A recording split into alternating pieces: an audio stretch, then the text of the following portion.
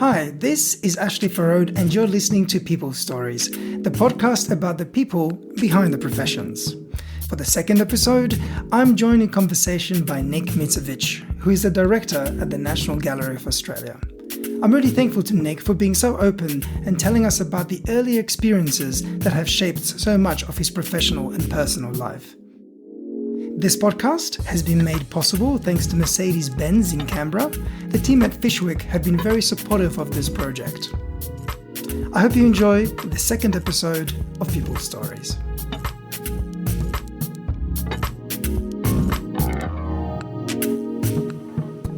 Well, hello, Nick. Great to join you, Ashley. It's great to be here. In fact, I just want to make sure I pronounce your surname correctly. It's Mitzevich? Yes. Well, having a very difficult Polish surname myself, I've got good practice in that kind of thing.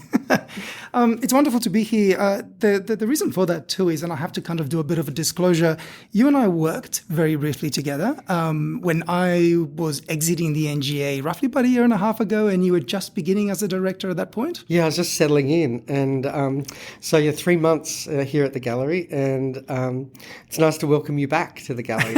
They let me back in, if you can believe it.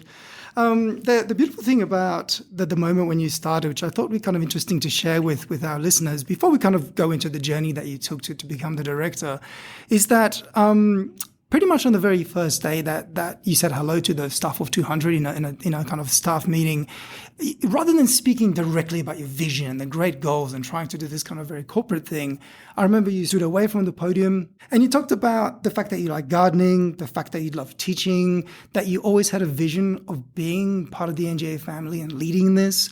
And that kind of gave us a very personal account of who you are and a slightly different approach than one would expect usually from a director. And I mean that in a positive sense.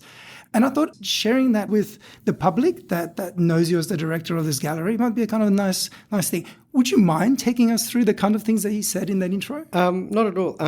And I suppose I did that because I want people to understand where I come from and what motivates me. And I think understanding is a really important bridge to bring people with you on the journey. When I first started here at the gallery, the new chairman, Ryan Stokes, said to me, Nick, be careful you don't lead from the front because that's a lonely place. Lead from the middle and bring everyone with you.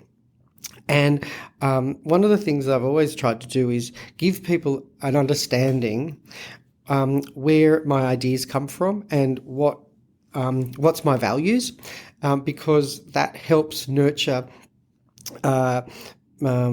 closeness and helps people connect. And so my first encounter with the staff, I just told them my story.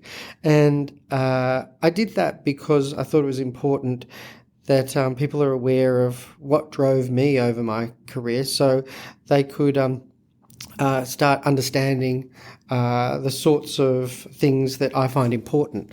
And it's really driven by my values, and my values are defined by the experiences I've had. And my parents were farmers, and I grew up on a farm in the Hunter Valley, and my father came from Macedonia and my mother was Greek, and they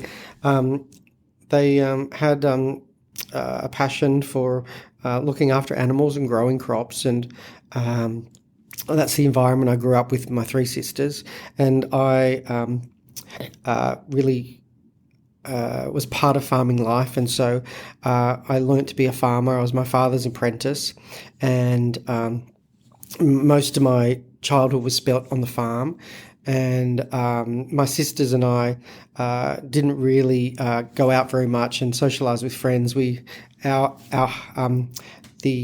heart of our involvement was on the farm, and I learnt how to grow crops, how to do fencing, how to look after animals, and I think that was a really important life-learned lesson for me.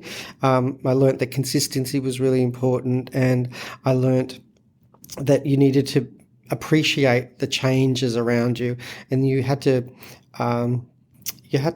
be sufficient, and you had to be ingenious. And if things went wrong, you just have to come up with solutions.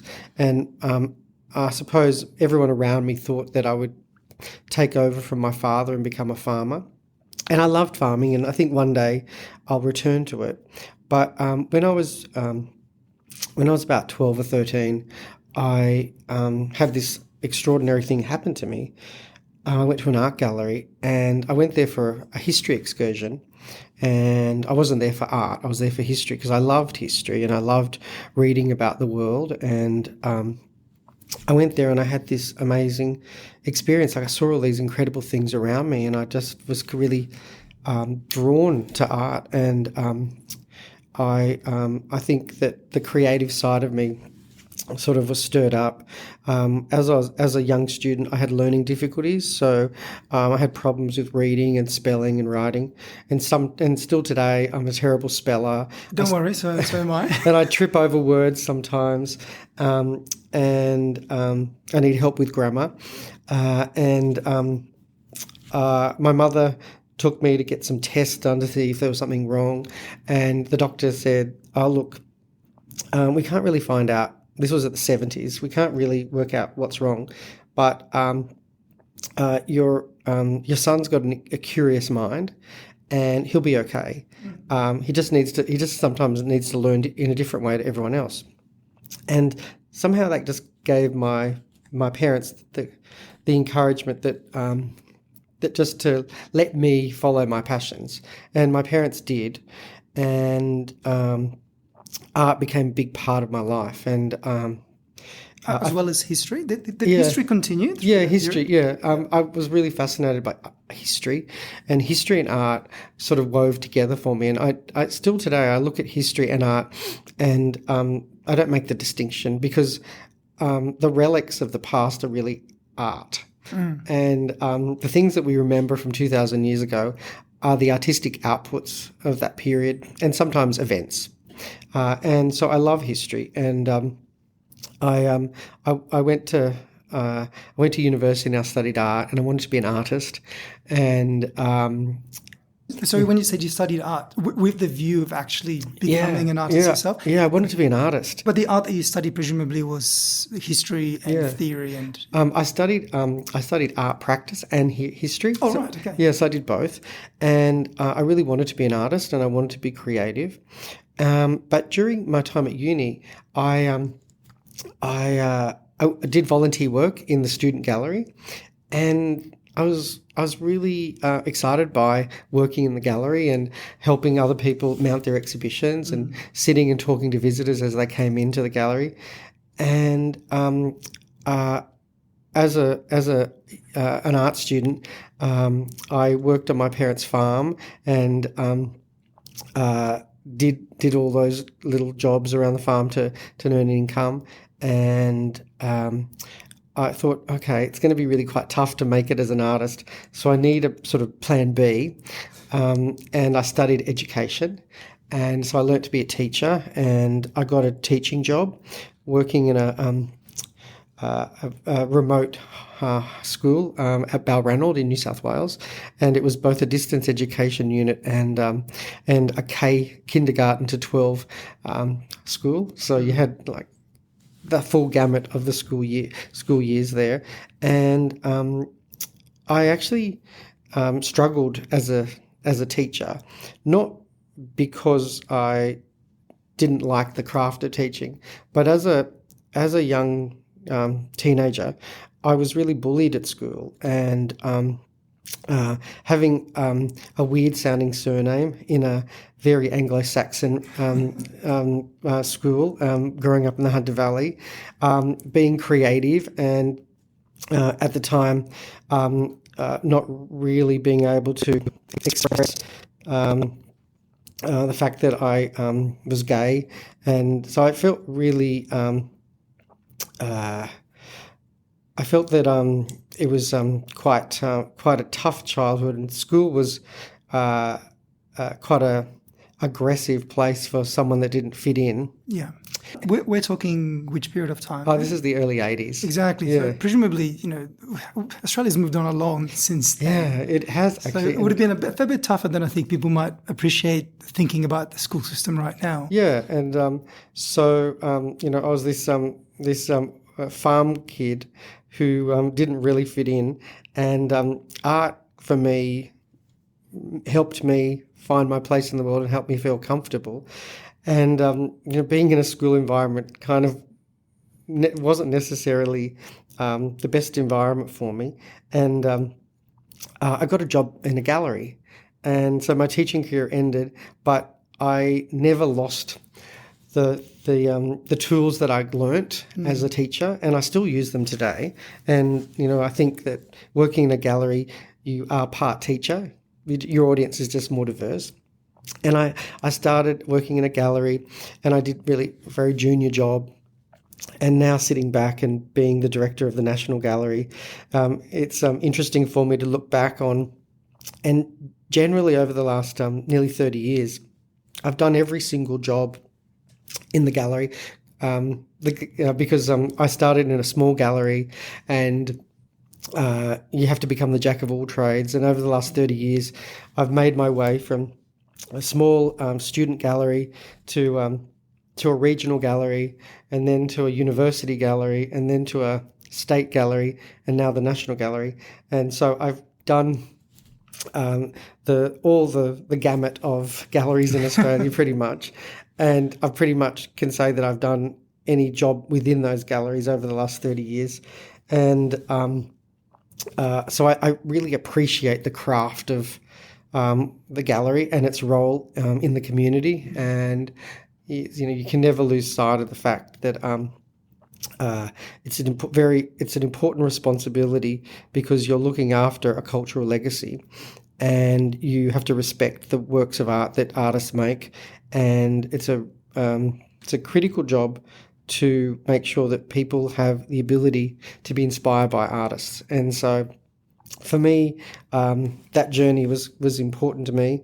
And when I stand in front of an artwork, I don't normally have any nervousness. My insecurities about where I've come from, my lack of knowledge, or the fact that I'm bad at grammar or spelling, or that at times growing up I felt that the way that Australian society allowed bullying and allowed you to be treated like a second-class citizen just by your sexuality is irrelevant now to me. And I stand in front of an artwork, and I'm really inspired by what artists have done, and just charge ahead. And I suppose I'm in a position of great responsibility now, so it's really important to me that that I give anyone an opportunity to appreciate art, and I suppose that's what drives me. And the discipline of farming life still stays with me today, and staff that work with me know that I have a very regimented daily sort of program, and that I like structure, and I like problem solving. And if something is put on the table that needs a different approach, it's when I relish the challenge. And I like being a problem solver. And I suppose my father and my mother taught me that. Tell me if I've got this right. There's almost like these three elements of you that have come together to make you the person that you are, personally and professionally. One of them is this nurturing aspect. So, and being a keen gardener myself, the thing that I enjoy the most, I know gardening and farming are two different things, but the idea that you looking after something creates something different of its own, and you might appreciate it either for the food or the beauty of the flowers or what have you. The second part of it is the academic historian component about you, where you want to know the background, you want to understand the history, you want to understand the future by knowing the past. And the last part of it, I would say, is perhaps the creative component. And if I look at your story, whether it's teaching, which has got to do with nurture, and the academic parts in there in terms of the understanding, would you say those three elements are kind of the key components that make up who you are and ultimately have led you to the position that you're in? I think so. And I think that knowing my story helps define those things. The nurturing part is a really, really critical thing that I do in my daily life. My Greek grandmother taught me how to grow things, and so I appreciate that you have to commit time. You have to make sure you prepare things, and then you have to watch, and then you have to act. And interestingly, they're the aspects of leadership that are really important. Knowing where things come from, knowing their history and knowing their context really helps you make decisions about the future. And so histories and appreciation of history is really important to me. And also being sensitive to the world and being responsive to people around you is important. And because I had, quite a difficult teenage life, I think it's important that in my life I'm socially progressive, and that I make sure that people have opportunities that I may not have had. And so today, when I see two young people walking down the street holding hands, I feel kind of inspired by that, because that wasn't something that I thought was going to be part of my future. And when I see two men getting married, and I get really excited that the world has moved on, and maybe young kids that start school today may not have that same they may not have to cope with that bullying and judgment that society gives you. And you're definitely in the right place. I mean, as far as cities go, you could probably say that Canberra's a beautiful example of a progressive place, and a place that leads a nation as far as progressive attitude. So I think coupling you with a place like this is probably the best way of excelling that even further. Yeah, I think it's really interesting. From the outside, you're looking into Canberra and you think Canberra is all about politics and old people, but it's actually the reverse. It's a really progressive city, and it's a young city. And so I love the fact that I've now made my home in Australia's most progressive city from a social policy perspective. Indeed. But also a very tolerant and understanding city. And I think that's appropriate for the capital. And the rest of Australia is a bit slow to warm up to all the things that Canberra does really well. And I suppose it's because daily all they see is that house on the hill, and they see bickering, and they see the politics of the day being played out. But what people don't see is outside of that very, very small bubble is a city that has the largest cultural collections in the country, a city that is proud of being progressive in so many different fields, a city that's full of some of the most extraordinary research minds in the country, the most amazing institutions like ANU or the CSIRO, or a number of think tanks. And that's what makes the city so interesting. And I think that's the future of Canberra. And I think, my role here at the National Gallery, for me, is about not just attracting people to the gallery, it's about attracting people to the capital, because the capital offers something that no other city does.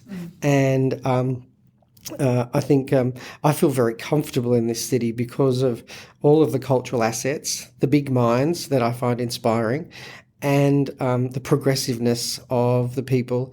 And it feels like a very young city. And I don't mean that by just, the apartment blocks that are being built.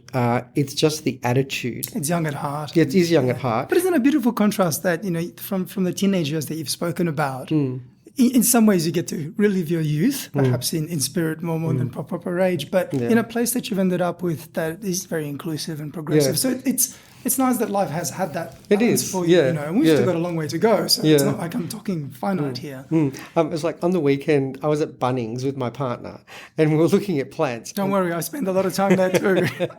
We were there, and we're looking at plants, and I just have this knack of just looking at something and pulling something out that's really beautiful and extraordinary. I think it's because that's what my professional life is about. It's about reviewing things and pinpointing something. So curating. Yeah, curating. And it's connoisseurship. And so I'm at Bunnings in the gardening section and looking at all the plants, and then I reach out and I grab this plant, and it's the most perfect example of all the plants that were there. And my partner goes, "How on earth did you find that one? It looks beautiful." And I went, "Oh, it's just this eye of mine. I'm always led to things that I think are the best examples of things, because that's what I do in my daily life." And you're making all the other plants feel bad at Bunnings, but all the other plants were okay, but this was just the most luscious and the best example. And I pulled it out, and he goes, "Oh, your eye is amazing." And it was really it was a lovely thing for him to say. And then he just turned and gave me a kiss on the cheek at Bunnings. And 30 years ago, I would have jumped back. I would have felt very self-conscious. Yeah. I would have looked around, but standing there, I felt very comfortable. And it's a nice feeling that you can be yourself in our society. And it's not just the society. I suppose it also is about age and confidence. So I'm just about to turn 50, and I like the idea of getting older. Sorry, can I just say, for those who can't see Nick, and I mean, we can put a photo up, but he doesn't look 50. I actually thought Nick was younger than me. So just for the record, I wanted to say that. You're doing very well for that age. And I think age is really so interesting, that the older I get, the more I like life, because the more I feel authentic. And the older I get, the more I feel I can be my true self, because confidence comes with age, and self-awareness, presumably, as well. All of those things, And I suppose what I want to bring to the gallery is that confidence about oneself, and encourage others around me to feel that, and make sure that the creative things around us do contribute to making our world a better place. And we've just seen a summer that has been quite devastating for some, and disconcerting to others, and surprising to many members of the Australian community. So we've had a start to the year that everyone feels a little unsettled. And I suppose living in this world, you are unsettled because things are changing. Things are changing because of technology. Things are changing around us because we don't really understand the climate that well. And we're suddenly noticing it.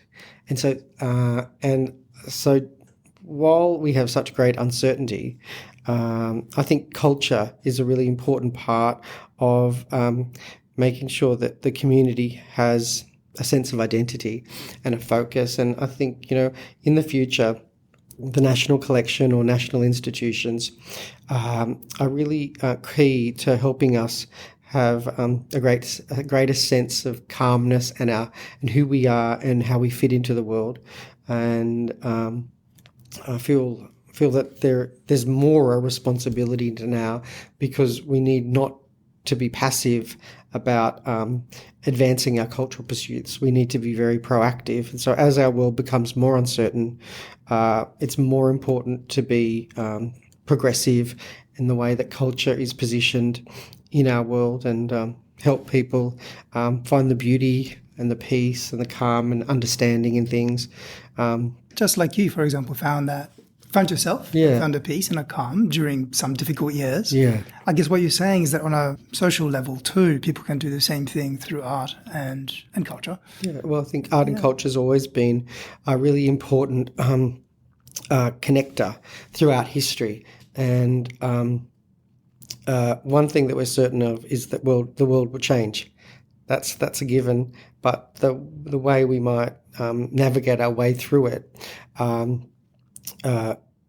is something that is a challenge at times. But art and culture and knowledge and history and innovation and discovery, they're all the things that are really important in our world. And they'll help us make sense of the things around us. And so I think as we enter the second decade, or third decade of the 21st century, scientists, artists, the creatives, the thinkers are really important in who we are, and everything else kind of for me is not as important as those. I don't just hang pictures on a wall. I hopefully create opportunities for people to understand the world through artists, in the same way that scientists help us understand the world through mathematics or biology. Of course. If you don't mind, I'm talking about your regimented life, so to speak. Yeah. And I know I've only got a limited amount of time with you. I wanted to kind of ask you maybe a couple of extra questions. Going back to the moment that you've kind of realized that art was the way that your personal and professional career is going to go. And I kind of do mix them up together because I get the feeling that you are represented by the work that you do, which you know, you definitely live it, breathe it. You know, you're curating flowers and Bunnings, and that's on a weekend off. What I want to ask, at which point in that art world journey did you think, I want to be a director one day? I actually never was conscious about leadership.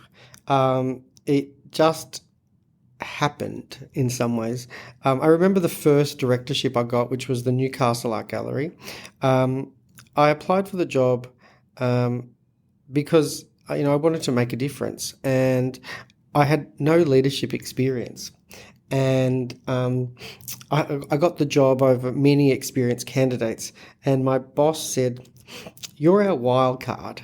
You don't have very much leadership experience, but we liked your ideas and your values."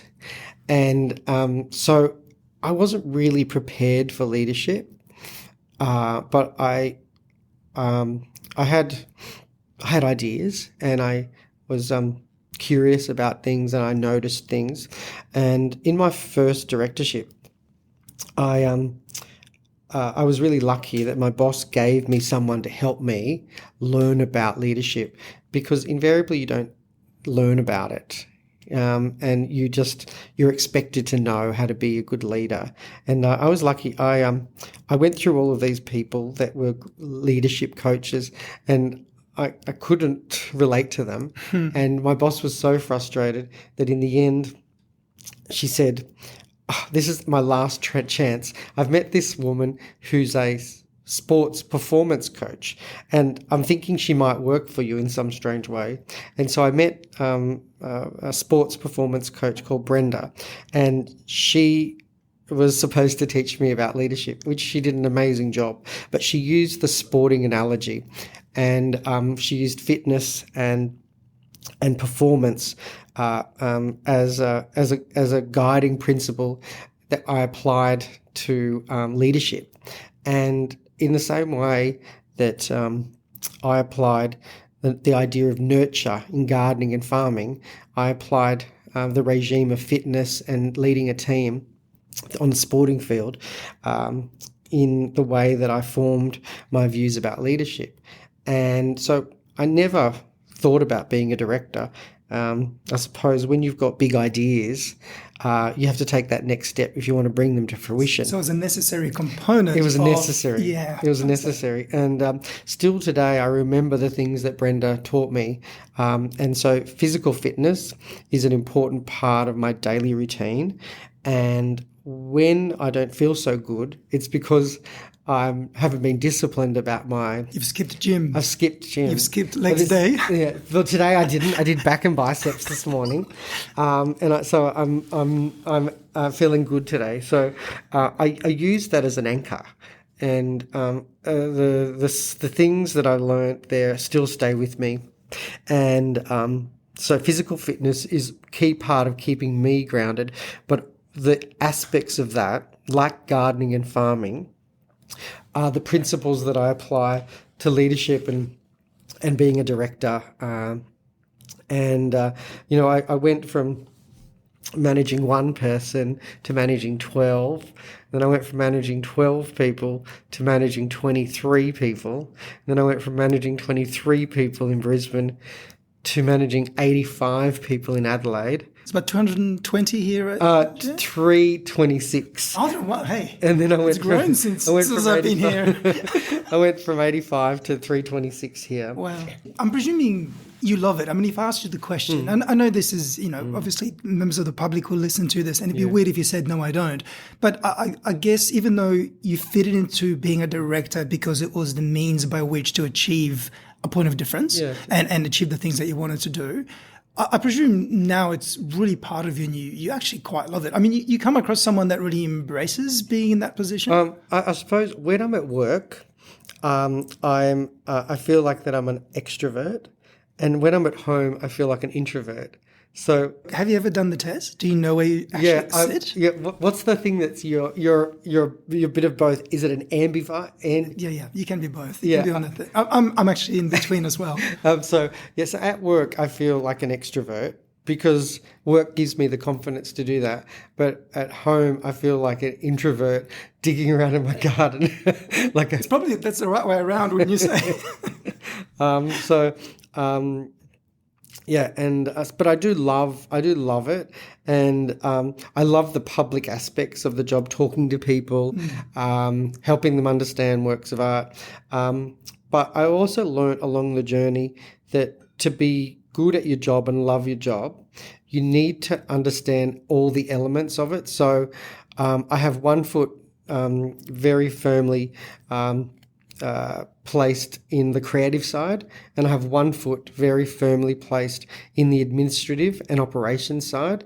And I've learnt along the years that if you give the creative side or the operational side, either if you give each of them a bit much, you overbalance yourself. So you have to be very balanced about, and that's when I truly love the job, because understanding the mechanics of the institution, knowing how it ticks, helps you love it, because it gives you a greater appreciation, and knowledge helps you make the best decisions.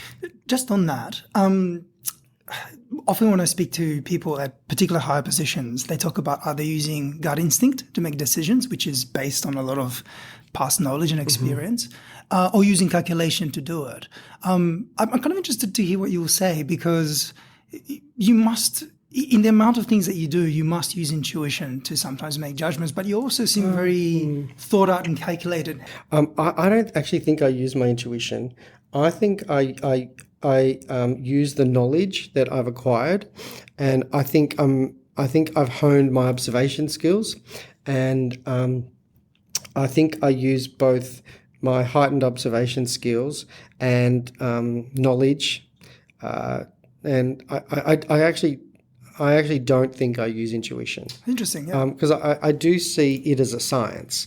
Like when you make a decision about an artwork or an artist, you consider what's come before and what makes them significant. And you think about, okay, does this artist add something new to the history of art?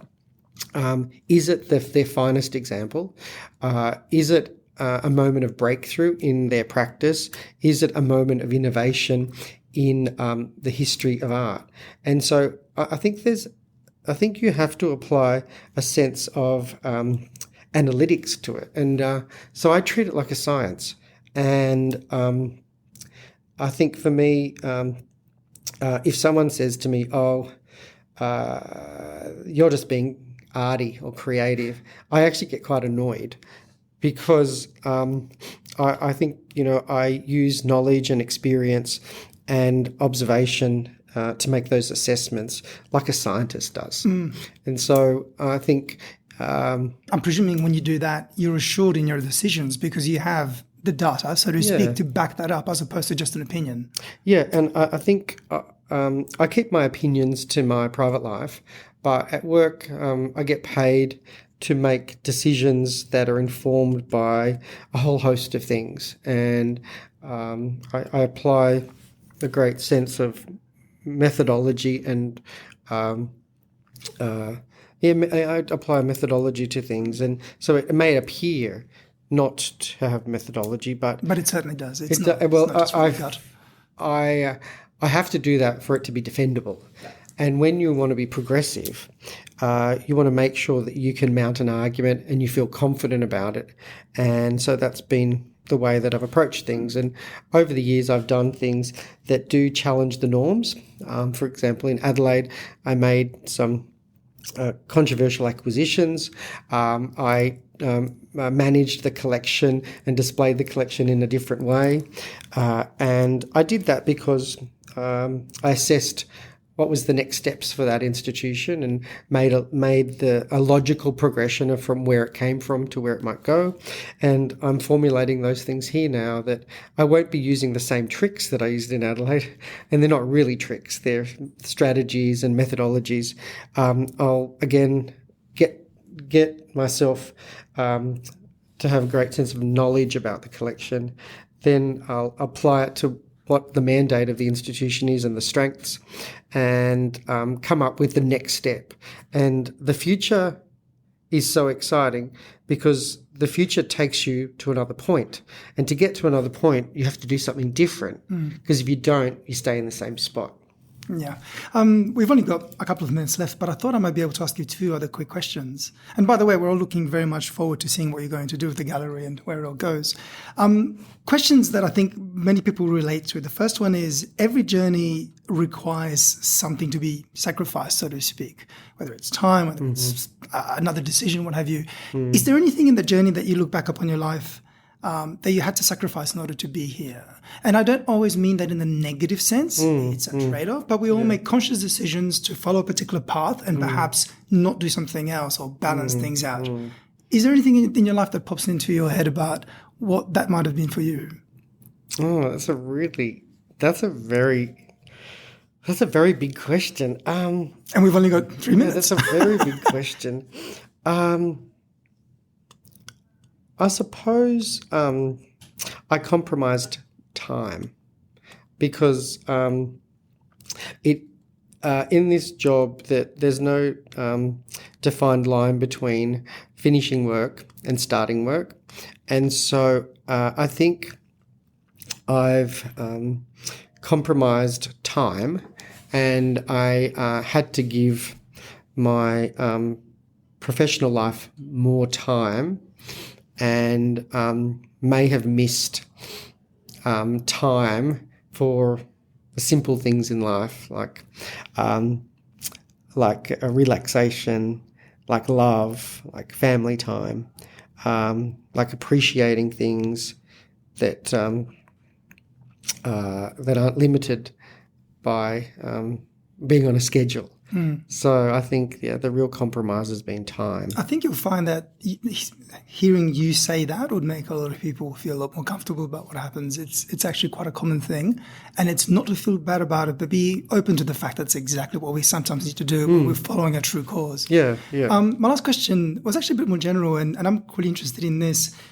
Who do you look up to? And I don't mean necessarily, it could be someone from the gallery world. I know you've got some icons that you often refer to. It could be in terms of something personal to you. But is there something that you go to for inspiration, for comfort, or even to maybe model yourself on? I suppose I'm always inspired by performers. So I love contemporary dance. I love music. I do lots of public things, but I can't sing, I can't play a musical instrument, I can't dance, except shuffling my 2 feet and some Greek folk dancing. So I'm always really inspired by live performers, and so it's a bit of an odd tangent, but that's what really inspires me, to see how someone can express their voice or their body to conjure an emotion or a feeling. And so I'm always very kind of inspired by seeing live performers. And I have lots of favourites, and they range from classical dance to music, to electronic music, and it's really that immediacy of the live act that really inspires me.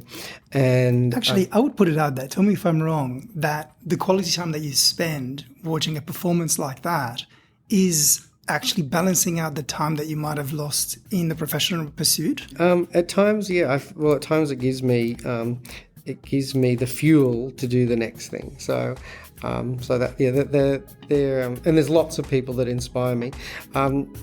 People in positions of leadership don't really inspire me. It's seeing performers doing something extraordinary that really do inspire me. That's pretty interesting. Nick, thank you. I know you've got another meeting to run to, and I don't want to be on the wrong side of your schedule. I know you work hard after all, and I don't. So I'd come up second best. I really want to thank you for your time. I really appreciate it. I really hope that our listeners get a really great insight into you, just like I did a year and a half ago in that meeting. So thank you very much for being my guest. Thanks so much.